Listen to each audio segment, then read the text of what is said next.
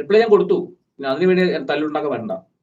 അപ്പൊ പർപ്പിളിനെ പൂട്ടിച്ചത് മിലിറ്ററി ആർമിക്കാരാണ്.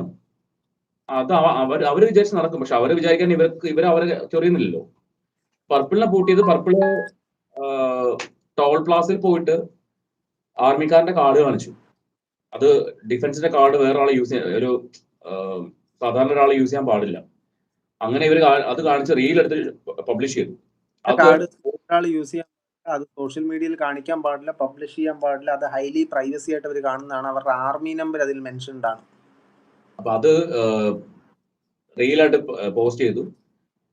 അതിന്റെ പേരിൽ വിജയഭാർഗവ് എന്ന് പറഞ്ഞൊരു റിട്ടയർഡ് ആർമി ഉദ്യോഗസ്ഥൻ അവർക്ക് കമന്റ് ചെയ്തു ഇത് ചെയ്യാൻ പാടില്ല എന്ന് പറഞ്ഞിട്ട്.